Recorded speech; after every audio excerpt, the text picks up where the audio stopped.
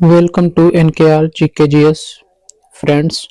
हम लोग जो है आज पढ़ेंगे सीडीपी में आज हमारा सेकेंड टॉपिक होगा और इसमें हम लोग गैर लाभ प्राप्त और अवसर वंचित शिक्षार्थियों सहित विभिन्न पृष्ठभूमियों से आए शिक्षार्थियों की आवश्यकताओं को समझने का प्रयास करेंगे। तो चलिए सेशन को प्रारंभ करते हैं और प्रारंभ करने से पहले यदि आप चैनल पर नए हैं तो सब्सक्राइब कर लीजिए। चलिए, अभिकथन दिया है, एक समावेशी कक्षा विभेदित निर्देश का पालन नहीं करता है। एक समावेशी कक्षा जो है वो विभेदित निर्देश का पालन नहीं करता है। कारण है कि समावेशन एक नीति है जो एक जैसे सीखने के लक्ष्यों, रणनीतियों और मूल्यांकन विधियों को प्रदान करके समान अवसर पर जोर देती है। तो इसमें से सही हो जाएगा ऑप्शन नंबर डी कि ए और आर दोनों कथन क्या है, गलत है, क्योंकि ए भी अभिकथन दे रहा है कि एक समावेशी कक्षा विभेदित निर्देश का पालन नहीं करती है।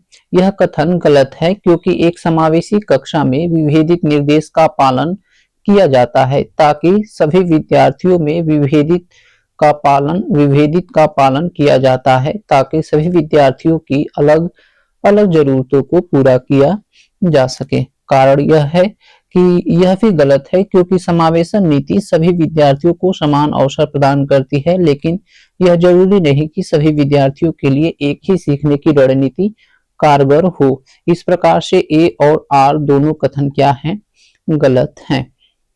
आगे की तरफ बढ़ते हैं। आगे दिया है कि एक समावेशी कक्षा में शिक्षक क्या होता है। तो स्पर्धा प्रतिस्पर्धा की भावना को बढ़ावा देकर के बच्चों को बेहतर करने के लिए प्रोत्साहित करने की कोशिश करता है। दूसरा है बच्चों में कमियों की पहचान करता है और उसका सही ढंग से नामीकरण करता है। अलग अलग शैक्षणिक क्षमताओं के आधार पर बच्चों को अलग करता है और बच्चों की विभिन्न आवश्यकताओं के अनुरूप पाठ्यचर्या और शैक्षणिक नीतियों को संशोधित करता है। तो चलिए देखते हैं कि क्या दिया है। ऑप्शन कुछ अलग भी दिया है क्या, तो ऑप्शन नंबर डी दिया है कि समावेशी कक्षा क्या होता है। तो समावेशी कक्षा यह होता है कि वह कक्षा जहां सभी विद्यार्थियों को चाहे वे किसी भी शारीरिक, मानसिक या सामाजिक स्थिति में हो, समान अवसर दिए जाते हैं। इस कक्षा में विशेष आवश्यकताओं वाले विद्यार्थियों भी सामान्य शिक्षा का हिस्सा होते हैं और उन्हें उसके व्यक्तिगत विकास के लिए सहायक संसाधन, सेवाएं और समर्थन उपलब्ध कराए जाते हैं। इसका उद्देश्य यह है कि हर शिक्षार्थी, चाहे वह किसी भी पृष्ठभूमि से हो, सीखने के समान अवसर प्राप्त करें और उनका समग्र विकास हो। इसमें शिक्षक बच्चों की विभिन्न आवश्यकताओं के अनुरूप पाठ्यचर्या और शैक्षणिक रणनीतियों को संशोधित करता है। समावेशी कक्षा अलग अलग भिन्नताओं के अनुसार विभेदित निर्देश दिए जाते हैं, बच्चों के बीच हर तरह से विभिन्नता को दूर करने का लक्ष्य रखती है और समावेशी कक्षाओं को पहचानना चाहिए और हर बच्चा एक ही दर से और एक ही समय में सीखेगा। ये सभी जो है गलत है। में विशेष बच्चों को जरूरतों को पूरा करने के लिए एक अलग शैक्षिक कार्यक्रम पेश किया जाता है। नहीं, हमारा हो जाएगा ऑप्शन नंबर ए, अलग अलग भिन्नताओं के अनुसार विभेदित निर्देश दिए जाते हैं। अगला देखते हैं। अगला है आरव ब्लैक बोर्ड के बहुत नजदीक बैठने पर जोर देता है और पढ़ते समय किताब को अपनी आंखों के बहुत पास रखता है। ऐसी स्थिति में एक शिक्षक को क्या करना चाहिए। तो ऐसी स्थिति में शिक्षक को आरव की आंखों की जांच करने के लिए पेशेवर विशेषज्ञ से सलाह लेनी चाहिए। अगला है, निम्नलिखित में से कौन सी हस्तक्षेप रणनीति सामाजिक तौर पर वंचित समूह से आने वाले बच्चों को समावेशन में मदद करेगी। तो हमारा आंसर हो जाएगा कि सभी बच्चों की बातों को धैर्यपूर्वक सुनना सामाजिक तौर पर वंचित समूह से आने वाले बच्चों को समावेशन में मदद करेगी। सामाजिक रूप से वंचित बच्चा वह है जो समुदाय के सामाजिक और आर्थिक रूप से पिछड़े वर्ग से है, जो एक प्रकार या किसी अन्य प्रकार से वंचित होने के कारण स्कूल का लाभ नहीं उठा सकता है। ऐसे बच्चे संचयी शैक्षिक हानि, स्कूल को छोड़ने की उच्च दर और बौद्धिक कार्य प्रणाली में एक प्रगतिशील कमी को दर्शाते हैं। कुछ प्रमुख कारणों में अस्थिर वातावरण, खराब संवेदी अनुभव, गरीबी, निम्न सामाजिक और स्थिति आदि हैं। अगला है 289 नंबर क्वेश्चन है कि एक विविध कक्षा कक्ष में जिसमें विभिन्न योग्यता वाले विद्यार्थी हैं, एक शिक्षक को क्या करना चाहिए? तो सीखने के लिए एक विविध सामग्री का इस्तेमाल करना चाहिए। सीखने और सिखाने के लिए विविध प्रकार की सामग्री का इस्तेमाल करना चाहिए। अगला है एक शिक्षक को वंचित समूहों के विद्यार्थियों के समावेशन के लिए क्या करना चाहिए? तो एक ऐसी कक्षा नीति का निर्माण करना चाहिए जहां पर व्यक्तिगत भिन्नताओं को स्वीकारा जाए और प्रत्येक बच्चे को महत्व दिया जाए। अगला है वंचित समूहों के विद्यार्थियों के समावेशन को सफल बनाने के लिए शिक्षकों को क्या करना चाहिए? तो हमारा ऑप्शन नंबर ए सही हो जाएगा कि वंचित समूहों के बच्चों को शैक्षिक समावेशन को सफल बनाने के लिए शिक्षकों को अलग प्रकार की गतिविधियों के माध्यम से उनकी संस्कृति के विभिन्न पहलुओं को शामिल करना चाहिए, जिससे वे स्वयं को हीन और पिछड़ा न समझते हुए अत्यंत ही उत्साह के साथ उन गतिविधियों में अपनी भागीदारी दिखाते हुए सार्थक अधिगम कर सके, जिससे एक ही प्रभावी कक्ष का निर्माण हो सके। अगला है जब शिक्षक मानते हैं कि वंचित पृष्ठभूमि से आने वाले बच्चों में सीखने की क्षमता और उन्हें कक्षा में अपनेपन का एहसास कराते हैं, तो उनके प्रदर्शन में सुधार की भावना होती है। और तर्क यह है कि बच्चों और उनकी क्षमताओं के बारे में शिक्षकों को विश्वास और बच्चों को प्रभावित करता है। तो ऑप्शन नंबर ए सही हो जाएगा कि ए और आर दोनों सही है, लेकिन ए जो है वो आर की सही व्याख्या नहीं करता है। अगला है अपनी कक्षा में एक दृष्टिबाधित विद्यार्थी की विशिष्ट जरूरतों को ध्यान में रखकर एक अध्यापिका को क्या शिक्षा शास्त्रीय समायोजन करने चाहिए? तो इसमें जो है इस स्पर्शिक संसाधनों का इस्तेमाल करना चाहिए, क्योंकि वो दृष्टिबाधित है, इसलिए स्पर्शिक संसाधनों का इस्तेमाल करना चाहिए। अगला है कौन सा उदाहरण सहायकी तकनीकी का इस्तेमाल करते हुए विद्यार्थियों को गतिशीलता में मदद करेगा? तो सहायकी प्रदान करते हुए जो है वो छड़ी जो है वो विद्यार्थियों में गतिशीलता को प्रदान करेगा। छड़ी एक ऐसा उदाहरण है जो सहायकी तकनीकी का इस्तेमाल करते हुए विद्यार्थियों को गतिशीलता में मदद करेगा। ब्रेल प्रणाली यह नेत्रहीन व्यक्तियों के लिए स्पर्श करके पढ़ने और लिखने की एक प्रणाली है। ब्रेल लिपि में 6 बिंदु यानी डॉट्स होते हैं जो थोड़े थोड़े उभरे, और ब्रेल लिपि पर जनक लुई ब्रेल है। ब्रेल लिपि के जनक कौन है? तो लुई ब्रेल है। अगला है 295 नंबर क्वेश्चन है कि दृष्टिबाधित से जूझते विद्यार्थियों के साथ शिक्षण करते समय किस विधि के माध्यम से प्रयोग से बचना चाहिए? तो इसमें जो है अधिगम के आकलन के लिए लिखित परीक्षण लेना, इससे जो है बचना चाहिए क्योंकि वे दृष्टिबाधित हैं। अगला है शारीरिक गति विकलांगता से जूझते विद्यार्थियों के लिए निम्न में से कौन सा गतिशीलता सहायक तकनीकी का उदाहरण है? तो व्हील चेयर, पहिया, कुर्सी, ये सब जो है गतिशीलता सहायक तकनीकी का उदाहरण है। अगला है कि निम्न में से कौन सा कारक बच्चों की विफलता के लिए जिम्मेदार है? तो इसमें पाठ्यचर्या में मानकीकरण।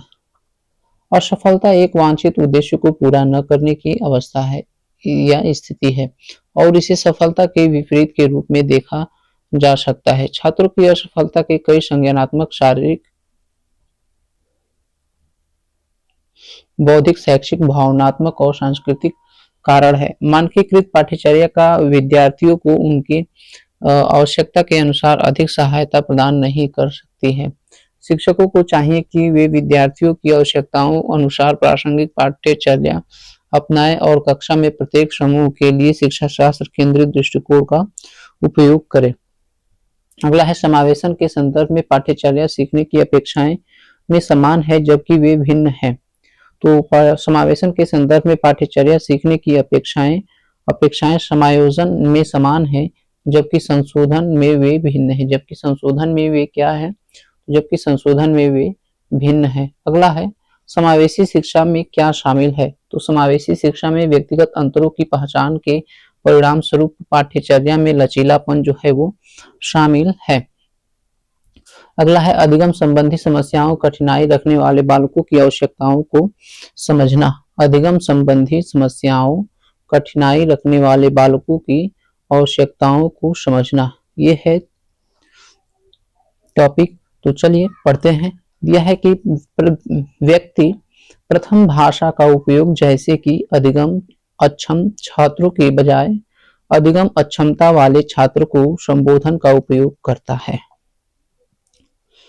तो ये व्यक्ति प्रथम भाषा का उपयोग जैसे कि अधिगम अक्षम छात्रों के बजाय अधिगम का अक्षमता वाले छात्र के संबोधन का उपयोग करना समावेशन के मानवाधिकार दृष्टिकोण के अनुरूप है। अगला है दृष्टिबाधित बच्चों की जरूरतों को पूरा करने के लिए सहायक तकनीकी उपकरणों के उदाहरणों में क्या शामिल है? तो दृष्टिबाधित बच्चों की जरूरतों को पूरा करने के लिए सहायक तकनीकी उपकरणों के उदाहरण के रूप में ऑप्शन नंबर ए, ये जो है ए बी सी तीनों शामिल है कि वैकल्पिक कंप्यूटर इनपुट उपकरण, ब्रेल एम्बेसडर और प्रदर्शक तथा वाक पहचान सॉफ्टवेयर, भाषा से पाठ, ये जो है उदाहरण शामिल है। अगला है स्वलीनता वाले विद्यार्थियों के समावेशन के समर्थन करने के लिए ऐसा उपयुक्त माना जाता है कि ठोस शाब्दिक और सुसंगत भाषा का प्रयोग करना चाहिए। अगला है उन बच्चों को जिन्हें दृष्टिबाधिता है उन्हें शामिल करते समय शिक्षकों को उपयोग करना चाहिए। तो उन्हें जो है वो ब्रेल एक स्पर्श प्रणाली का जो है उपयोग करना चाहिए। अगला है ब्रेल प्रणाली। ब्रेल प्रणाली का इतिहास, तो इसे पढ़ लेते हैं। ब्रेल प्रणाली जो है एक विशेष लेखन प्रणाली है जो दृष्टिहीन व्यक्तियों के लिए डिजाइन की गई है। यह प्रणाली अंक, अक्षर और प्रतीकों की पंक्तियों के रूप में उभार गए डॉट्स बिंदी के रूप में दर्शाती है। ब्रेल का प्रयोग शारीरिक रूप से महसूस किए जाने वाले उभरे हुए डॉट्स के माध्यम से किया जाता है ताकि दृष्टिहीन व्यक्ति उन डॉट्स को छू करके पढ़ सके। अगला है कि ब्रेल प्रणाली का इतिहास। तो ब्रेल प्रणाली का इतिहास क्या है? तो ब्रेल प्रणाली का विकास लुईस ब्रेल ने 1824 में किया था। लुईस ब्रेल जो है वो खुद दृष्टिहीन थे और उन्होंने यह प्रणाली अपनी पढ़ाई को आसान बनाने के लिए बनाई थी। वे 15 साल की उम्र में अंधे हो गए थे और इसके बाद उन्होंने महसूस किया कि दृष्टिहीन व्यक्तियों के लिए एक खास प्रकार के लेखन प्रणाली की आवश्यकता है। लुईस ब्रेल ने 6 बिंदी के संयोजन से यह प्रणाली विकसित की जिससे दृष्टिहीन लोग अब पढ़ने और लिखने में सक्षम हो सके। अगला है निम्नलिखित में से क्या दृष्टिबाधित विद्यार्थियों को कक्षा में भागीदारी लेने में बाधा डालता है? तो इसमें से जो है मुद्रित पाठ्य पुस्तकें और नोट्स जो है वो कक्षा में भागीदारी लेने में बाधा डालता है दृष्टिबाधित विद्यार्थियों को।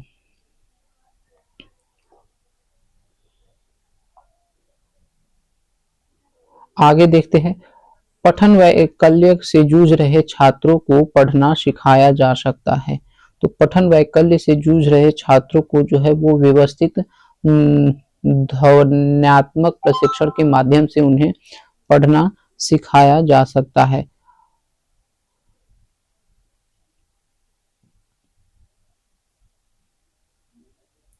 अगला है एक शिक्षिका ने नोटिस किया कि उसका एक छात्र अत्यधिक विचलित है और उससे कक्षा के दौरान ध्यान देने में परेशानी होती है। निम्नलिखित में से कौन सी रणनीति छात्र को केंद्रित रहने में मदद करने के लिए एक प्रभावी रणनीति होगी?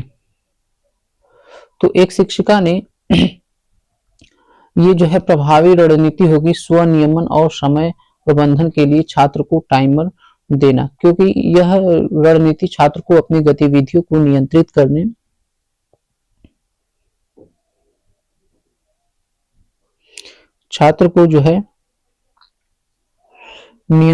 करने और समय में बेहतर उपयोग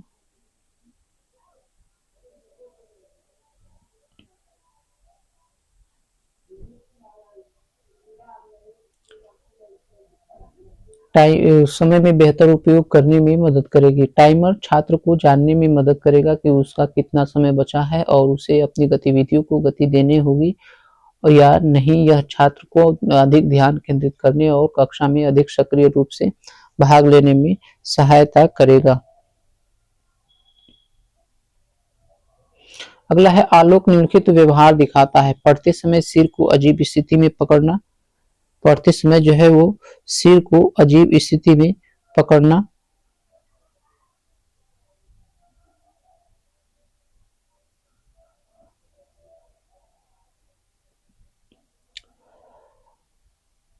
आंख को बार बार मूंदना और रगड़ना, आंखों की लाली सूजन, अक्षर पहचान में भ्रमित होना, यह किसके संभावित लक्षण हो सकते हैं?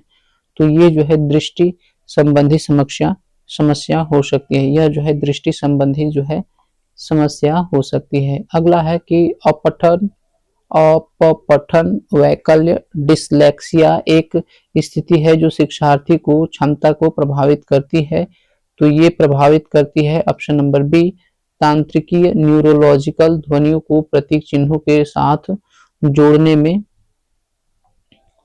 अगला है वह विद्यार्थी जो पठन वैकल्य से जूझ रहे हैं को पढ़ना सिखाया जा सकता है। तो पढ़ना सिखाया जा सकता है कैसे? तो ये हो जाएगा ऑप्शन नंबर डी कि वह विद्यार्थी जो पठन वैकल्य से जूझ रहे हैं उनको प्रणालीगत ध्वन्यात्मक प्रशिक्षण के माध्यम से पढ़ना सिखाया जा सकता है, क्योंकि डिसलेक्सिया एक अधिगम विकार है जिसमें विद्यार्थी को पढ़ने में कठिनाई का सामना करना पड़ता है। अतः जब किसी पाठ को ध्वन्यात्मक रूप से पढ़ाया जाएगा तो बच्चे आसानी से पढ़ करके उसे समझ पाएंगे, जिससे कि उनका अधिगम सुसाधित होगा। अगला है कि श्रवण बाधिता के संदर्भ में निम्नलिखित में से कौन सा कथन सही है? तो निम्नलिखित में से कौन सा कथन सही है?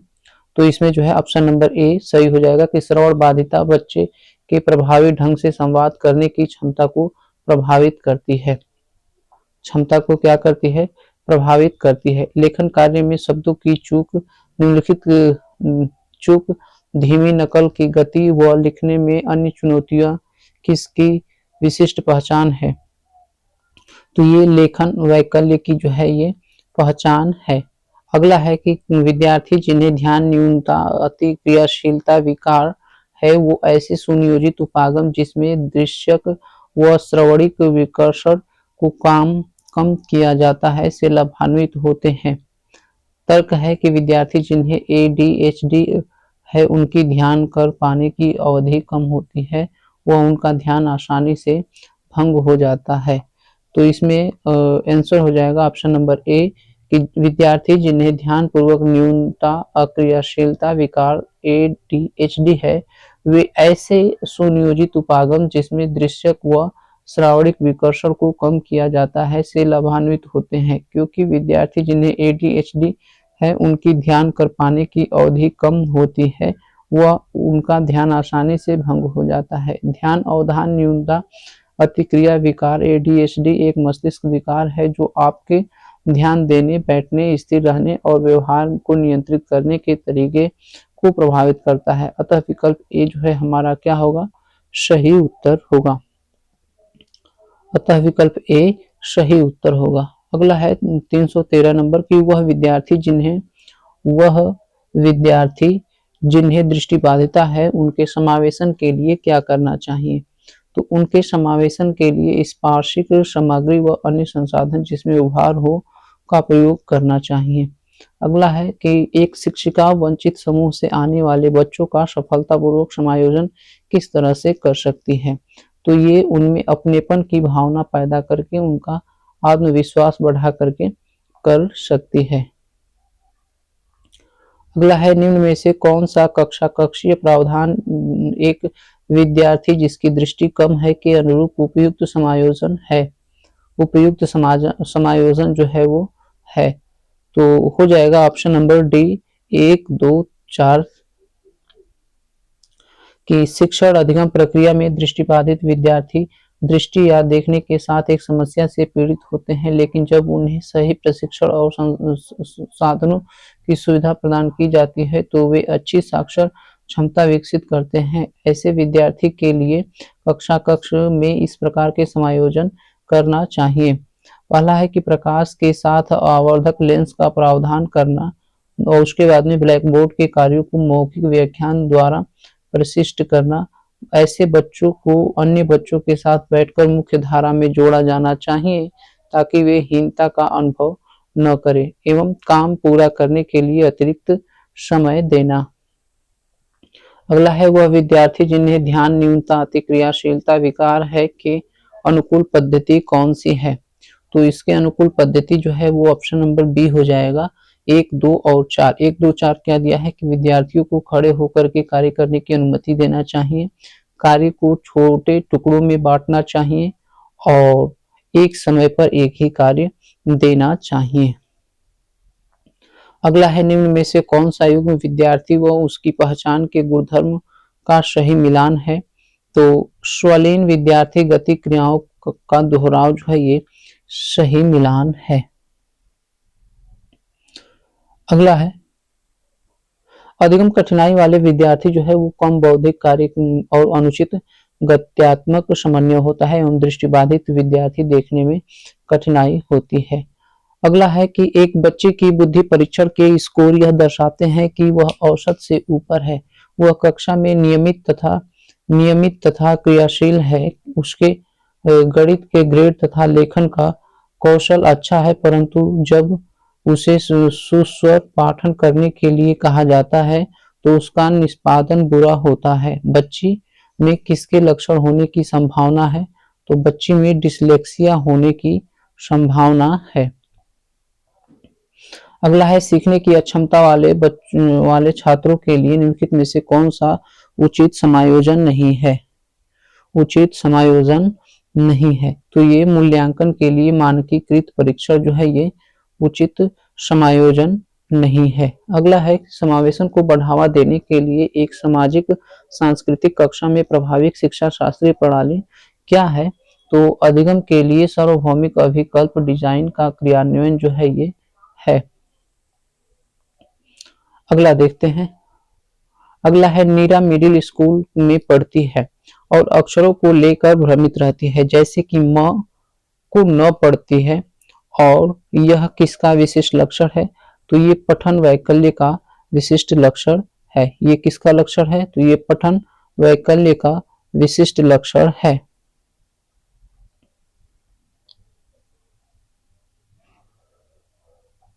अगला देखते हैं पठन वैकल्य किस क्षेत्र में प्रयुक्त पठन वैकल्य जो है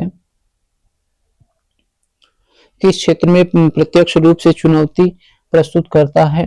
तो पठन वैकल्य लिखित विषय वस्तु बोध में जो है वो प्रस्तुत करता है।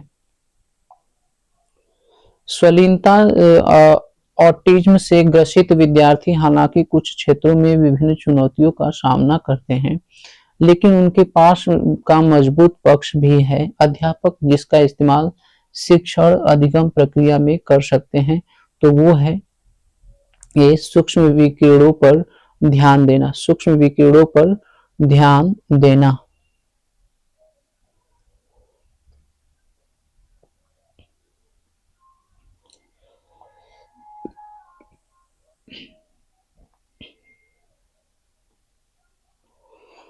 आगे देखते हैं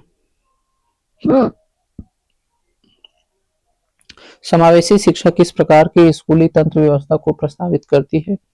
तो समावेशी शिक्षा जो है वो बच्चों की शारीरिक, संज्ञानात्मक, सामाजिक, भाषिक या किसी भी प्रकार की अलग स्थिति के बावजूद सभी बच्चों को शामिल करने पर जोर देती है।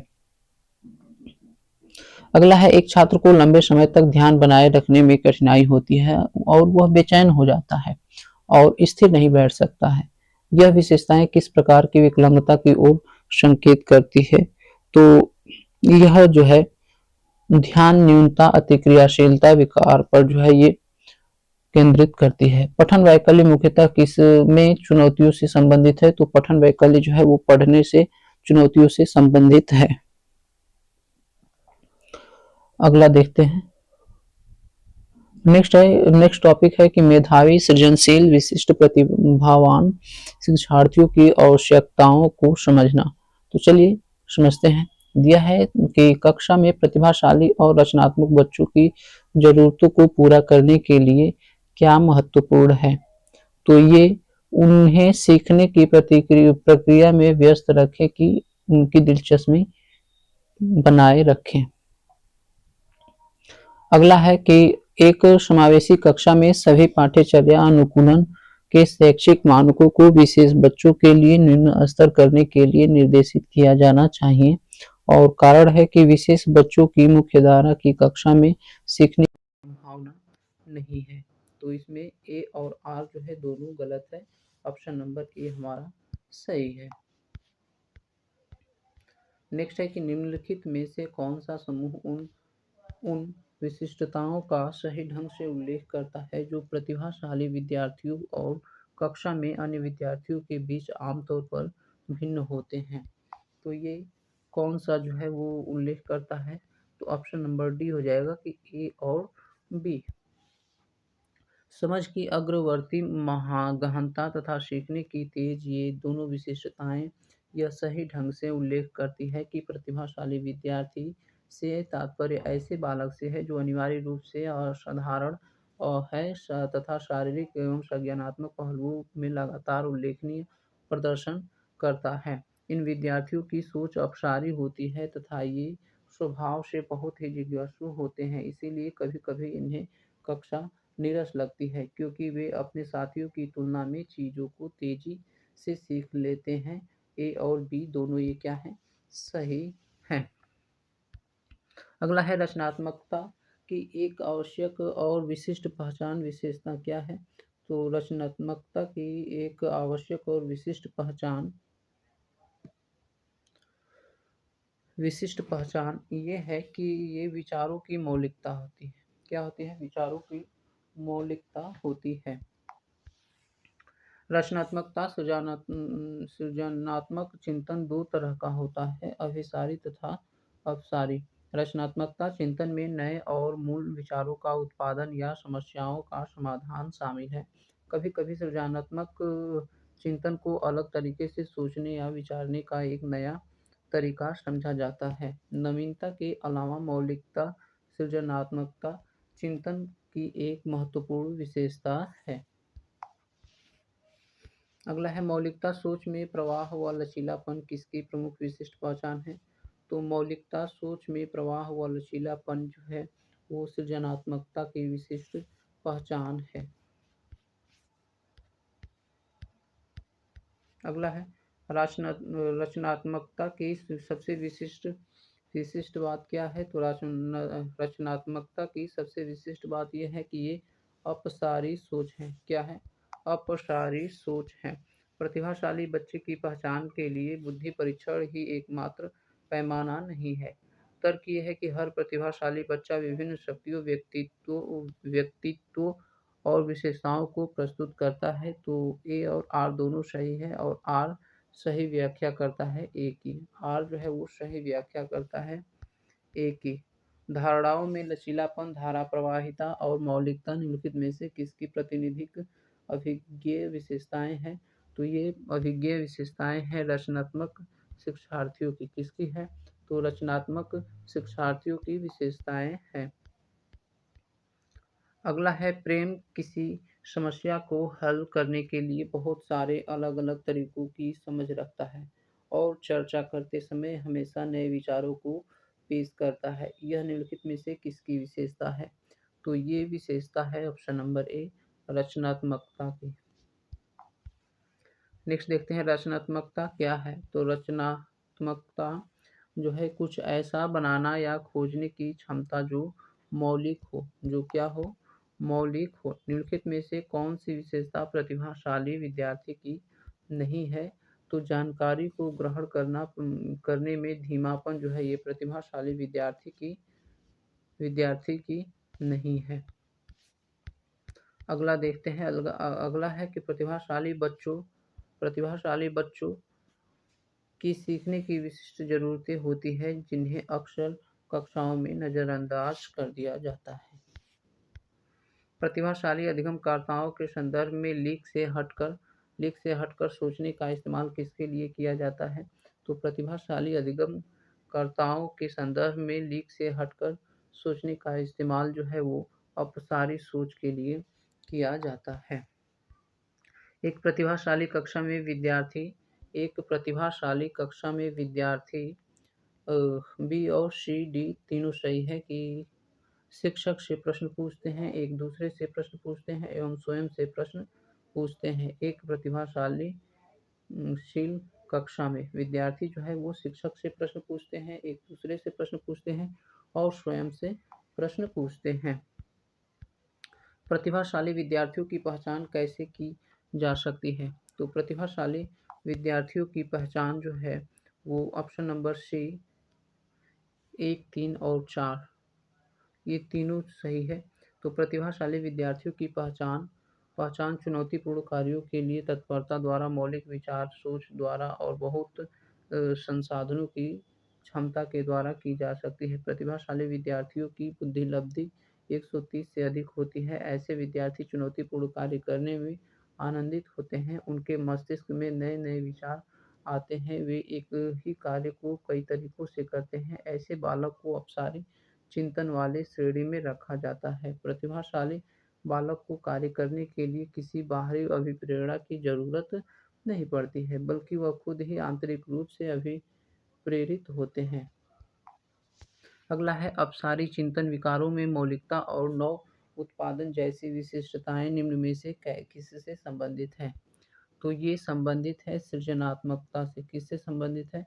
सृजनात्मकता से संबंधित है। अपसारी चिंतन विचारों में मौलिकता और नव उत्पादन जैसी विशिष्टताएं सृजनात्मकता से संबंधित है। सृजनात्मकता या रचनात्मकता किसी वस्तु, विचार, कला, साहित्य से संबद्ध किसी समस्या का समाधान निकालने आदि के क्षेत्र में कुछ नया रचने, आविष्कृत करने या पुनर्सृजित करने की प्रक्रिया है। यह एक मानसिक संक्रिया है जो भौतिक परिवर्तनों को जन्म देती है।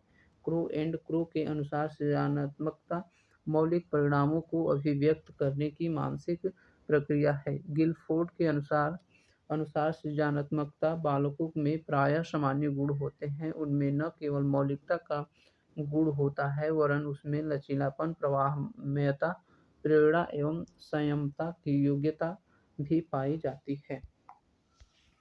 अगला है मेधावी अधिगमकर्ताओं की जरूरतों को पूरा करने के लिए एक अध्यापिका को क्या करना चाहिए? तो मेधावी अधिगमकर्ताओं की जरूरतों को पूरा करने के लिए एक अध्यापिका को माध्यम से उच्च स्तर के चिंतन वाले कार्यकलाप देना चाहिए। निम्नलिखित में से कौन सी मेधावी विद्यार्थियों की विशेषता नहीं है? तो ऑप्शन नंबर ए परीक्षा मात्र की दृष्टि से अधिगम करना ये विशेषता नहीं है। प्रतिभाशील और मेधावी विद्यार्थियों को चाहिए। तो प्रतिभाशील और मेधावी विद्यार्थियों को चुनौतीपूर्ण अधिगम परिवेश मिलना चाहिए। सृजनात्मकता सोच को निम्न में से किसके द्वारा बढ़ावा नहीं दिया जा सकता है? तो सृजनात्मकता सोच को अभिसारी सोच के द्वारा जो है वो बढ़ावा नहीं दिया जाना चाहिए। सृजनात्मक सोच को अभिसारी सोच के द्वारा बढ़ावा नहीं दिया जा सकता है, बल्कि अपसारी सोच द्वारा बढ़ावा मिलता है। सृजनात्मकता सोच को एक विधि के रूप में जाना जाता है जो समस्या को सुलझाने या नए विचारों को और अवधारणाओं के विकास की अनुमति देता है, और जो एक मूल, लचीले व अपरंपरागत दृष्टिकोण की विशेषता है। सृजनात्मकता सोच चीज़ों को अलग तरह से देखना, पारंपरिक से परे सोचना और मूलभूत विचार व सोच में लचीलापन के द्वारा बढ़ावा मिलता है। अतः सृजनात्मक सोच सीमाओं से परे जा रही है और किसी के विचारों में मूल और ताजा है। अगला है निम्नलिखित में से कौन सी एक मेधावी बच्चे की विशेषता नहीं है? मेधावी बच्चे की विशेषता नहीं है। तो एक ही काम को अनेक बार दोहराने की व्याकुलता एक मेधावी बच्चे की विशेषता नहीं है। इनके क्रियाकलापों में विविधता पाई जाती है।